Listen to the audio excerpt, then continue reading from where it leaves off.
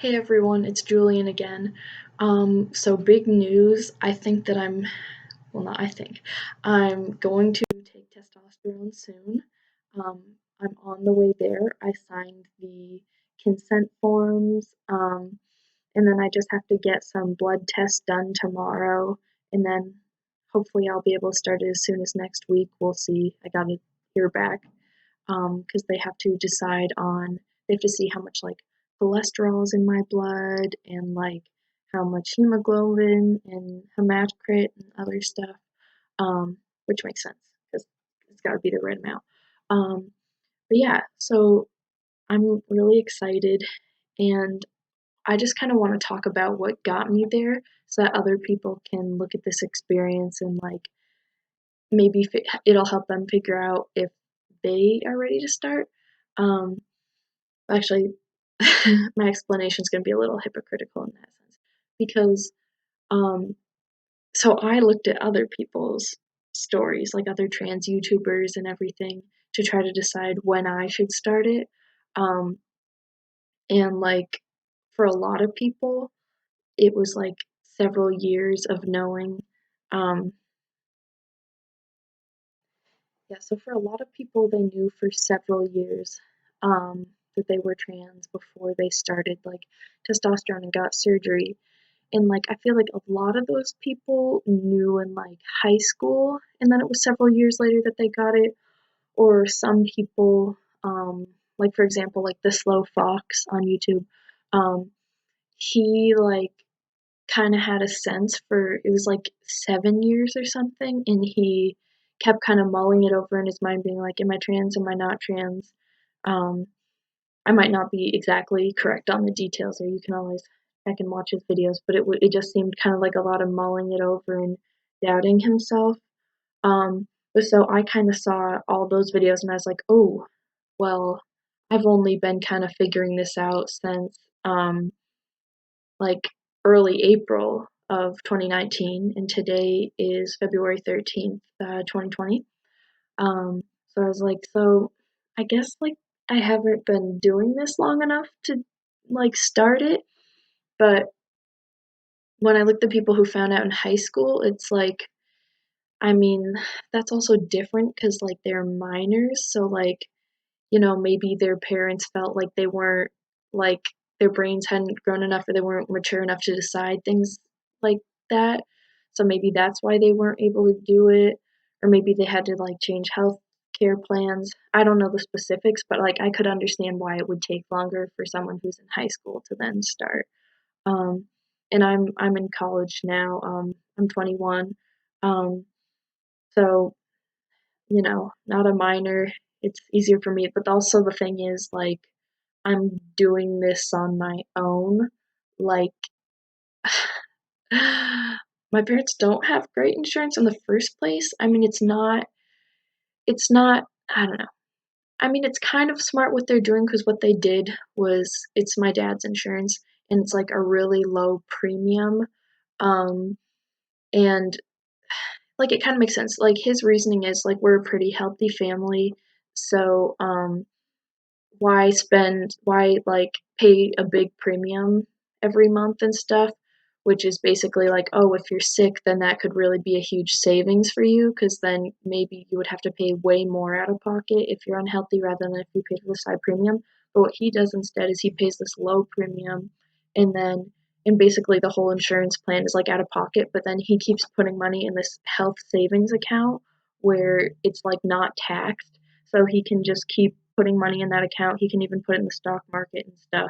Um, so it's not unwise. The only thing is like if you have that health savings account, this is not a bad idea.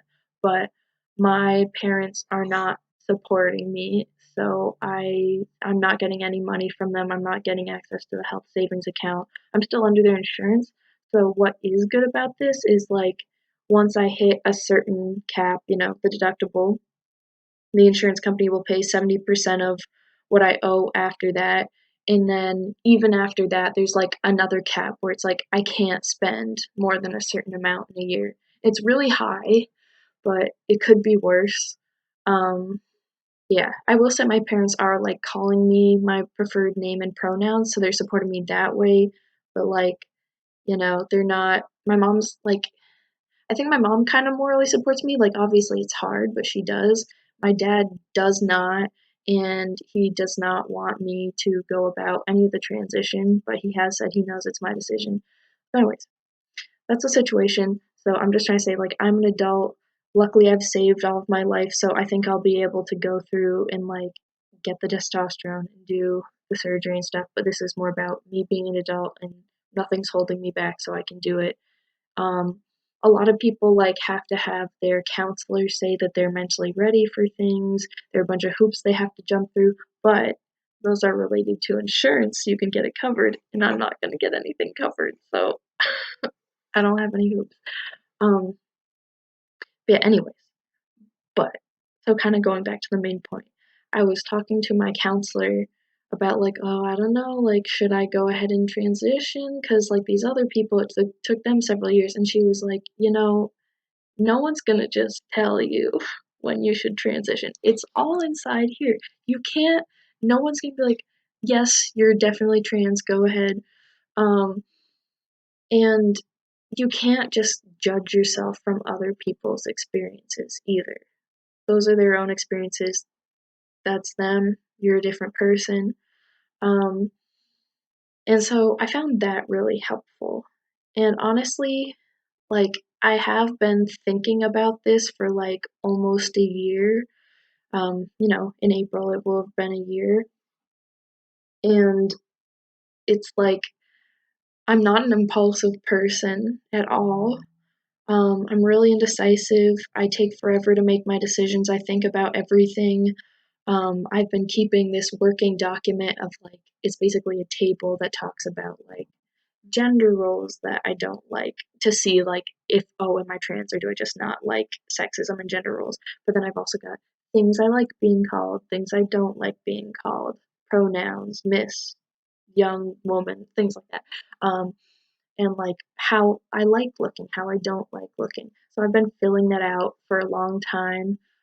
Also journaling a lot about different thoughts and feelings, thinking about people who I look up to versus people I'm attracted to, where that overlaps, where it doesn't, things like that. So I have, like, a 15-page document basically now, and I keep adding to it every day and every time I think of something.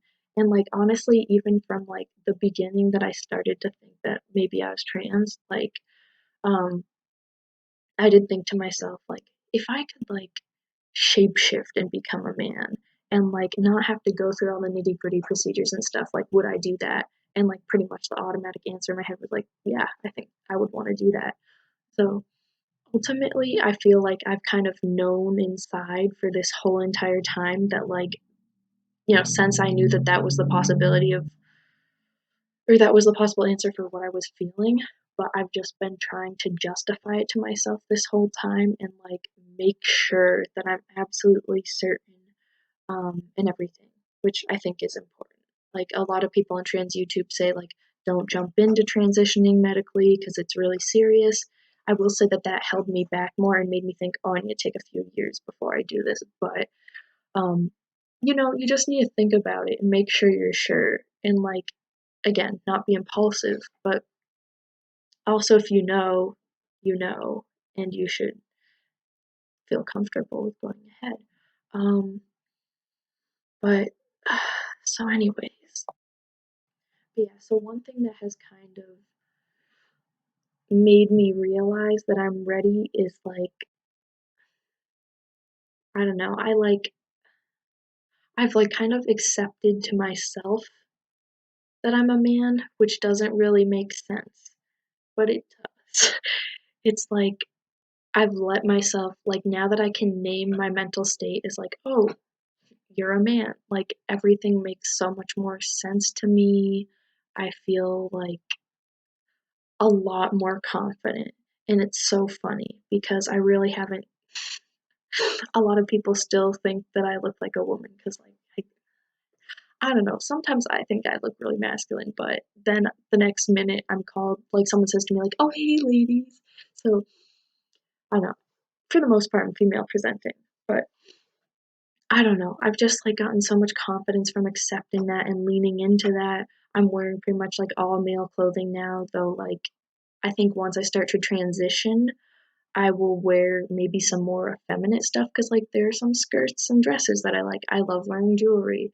The thing is, I just want to make sure that people can tell that I'm a man before I do that. Like, I'll keep wearing jewelry, but like the clothes and stuff, because I don't want to be identified as a woman. So once that's really clear, then I can do that. I might get harassed. We'll see, but I don't know. Um, Anyways, but yes, about the confidence, it's also like just walking around at night. Like, part of it is like, so I'm living in an apartment off campus now, and I'm just kind of more familiar with the area, and I can tell that it's mostly students living there. But like, even so, like, I just feel like I'm in this new mental space where it's like, I just feel safer because I feel like a man, and I feel like I kind of walk with confidence. And I imagine that people see me as a man, even though that's really not that true. Like, I don't know, I just, like, feel like I'm projecting it, and so I'm just, like, not scared at night that much anymore, and, like, to the point where, like, when I'm doing, like, I'm involved in a club after classes or something, and then there was this, like, woman in my group who's like, "Oh, I need to go home, can someone walk me home?" And I was like, I literally had the thought, like, "You're fine," but then I was like, "Oh, yeah, I'll walk you home." I was like, "Huh, we're in, like, different mental spaces now." And I haven't really changed that much about me. It's literally just accepting who I am and, like, leaning into that, and yeah, I don't know. It's just been a lot of thinking and writing and journaling and, like, using this whole paradigm of being a guy to look back at my life and experiences and the way that I've felt and the way that I've identified with other people and stuff. Um, yeah, also, like, I've just found myself recently, these past months, like, just it's ridiculous. So attracted to gay guys. Oh my god. And it has nothing to do with looks.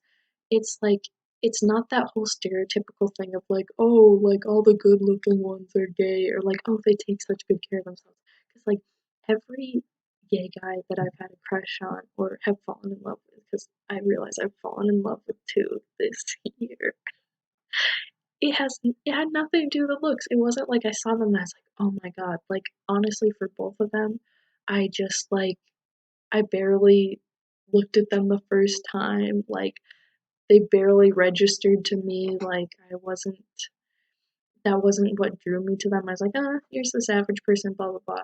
And then I, like, got to know them, and then I just, like, uh, I don't know. Then it's like I had the feeling, and it's the whole thing about with love where they're like, "You know when you know," it's like, I knew. And yeah, so that happened twice this year. I fell in love with two gay guys. Also, looking back, like most of the, I mean, I've had crushes on a lot of people because I'm bi. But like most of my crushes over the years have been gay guys or like bi guys. And I will say one of my first crushes ever in kindergarten, um, was a gay guy. I didn't know it, but my parents told me it was obvious from when he was in kindergarten, but I mean, I didn't even really know what gay was or anything then. Um, but I also think that's really funny because he had a crush on me too. So like neither one of us was wrong because it's like I'm a guy and I had a crush on him and he's a guy, so that would make sense for me.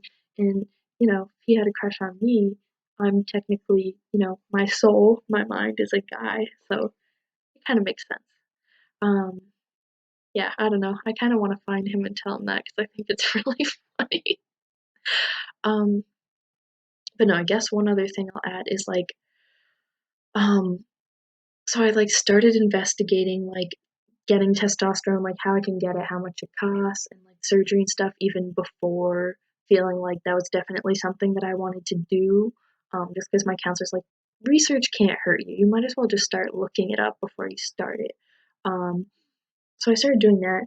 Um, And then, I just had it on my mind, and I think the more I had it on my mind, like, the more I realized it was something I wanted, and the more I realized how annoyed I get when, like, someone uses she, her pronouns with me or thinks that I'm just a girl with a weird name.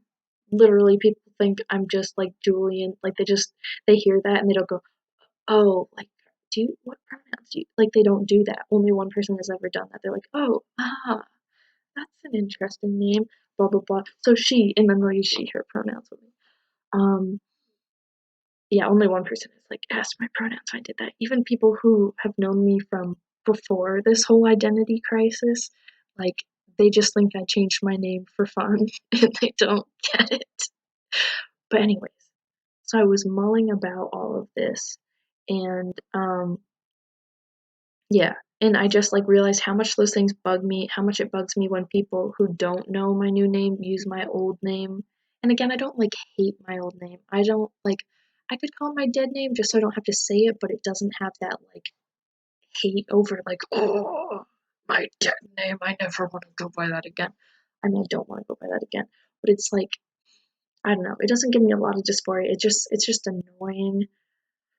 But I also just realized it's like, I'd go out to see some music and then these like straight guys, clearly straight macho guys are like hitting on me and like some fratty guys. Again, not all frat guys are bad. I've met some good ones, but you know what I'm saying. Just like a little toxic masculinity there. Like those kind of people were hitting on me. And like one thing I've realized is I just really don't have much interest in straight guys, like at all. Like sometimes, but rarely. And I think that speaks to my identity more because straight guys don't like bi guys, gay guys, they don't like guys. Anyways. And so that really bothered me and just like, I don't know. Yeah, just the way people interact with me. I really would just appreciate if, they treat me like a guy. Um, and some people actually have now that they know that I use he, him pronouns, and it is super awesome. I love it. It feels great. So that's just kind of made me realize how much I hate it when people don't go by the new name and pronouns and treat me like a guy. Yeah. So anyway, so I was thinking about that, mulling it over, and then there's this wonderful moment in a coffee shop, one of my favorite coffee shops, where they always put notes in the walls. And so I was like, okay, I'm gonna take my note out of the wall and see what it says. And I opened it, and it was like immediate joy because it just said in all caps, "Stop overthinking, trust your gut." And then there's a little heart, and it just warmed my heart so much because it was so what I freaking needed, and I felt like someone put that there right for me. Like, I'm not religious, but sometimes I'm spiritual, and that just felt so significant and like it was so intentional, and like it really was for me and someone who was coming there. So I just like couldn't stop smiling after that. I was so happy, and it was like the universe giving me permission to go ahead. Um, so that was an amazing moment. But I will also say, I had this little testosterone like clinic thing with my university student health center, and like I thought I was going to be briefed on what getting testosterone would be like. It ended up just kind of being like another gatekeeper experience.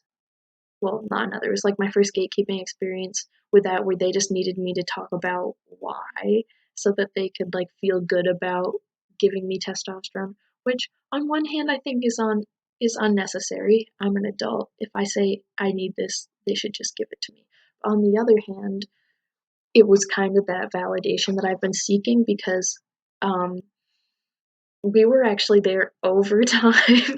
Like the physician I met with just let me keep going, and like I showed him my whole chart of like dysphoria, euphoria, and journal, and he saw all that. Well, he didn't read all of it, it's long, but he saw it and he was impressed, and he just let me go off, and then he was like, all right, okay, so why don't you make an appointment to get testosterone? So that was kind of like, he thought I was trans enough.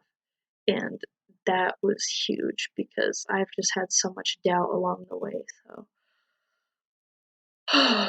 it's just so nice. And the more that I accept this and think about moving forward, the more excited I get. And it's kind of funny because the more I think about how much more comfortable I'll be like this, the more that I like not hate my chest, but want it to go. And the more I want a lower voice and have voice dysphoria. So I don't know. It's funny because the more that I accept this, the more that certain things bother me, not in the skin crawling dysphoria way, but in the like, yeah, I don't love this. Like, I just want to change this. Um, I just don't like it. So yeah, and that's been accelerated like for again my chest, my voice. Though I've had voice dysphoria for quite a while, and uh, the way that people treat me. I'm just like, and again, not necessarily in a sexist way. I mean, sometimes that it's that way, but just I don't know, especially straight guys hitting on me because I'm just like, no, you don't get it. But there are a lot of things. But anyways, so yeah, hopefully I'll be taking testosterone soon, and I'm gonna look into surgery soon. I'm gonna look into a consultation. Um, yeah, but so this is exciting, though. I do think we need such, we really need better pathways for people, anyone who needs this to get it, because I'm freaking fortunate that my parents told me to save for my entire life, so I will be able to afford the like blood tests. And luckily, testosterone's not bad. It's like $40 a month. For some people, you can't do that. Luckily, I think that'll be okay for me. Plus, I work while I'm taking classes. I might have to pick up another shift and stuff, but I think it's doable. And then the surgery, I don't even want to know. I still don't know the price. I've seen ranges online, but again, I've got my deductible and then I've got the cap at how much I can spend in a year. So there is kind of like an incentive for me to get this done within the year so that the amount that I pay for like blood tests and like I don't think the cost of testosterone will factor into that, but at least for the blood tests and stuff, and you have to do a lot of those with testosterone, like beforehand, you've got to do like a few weeks after, a month after, like three months after, 6 months, and then a year after, and then it's only once a year after that, luckily. But I need all of these costs to go through my insurance within this year so that I'm not paying as much. So that's really important, and there's a lot more incentive to move forward with this, even though my parents really want to talk to me about the surgery. I'm just gonna do it anyways. So, anyways, there's an update. All right, let me know if you have any questions. Let me know if anything was helpful in the comments. Thank you for watching. See you guys later.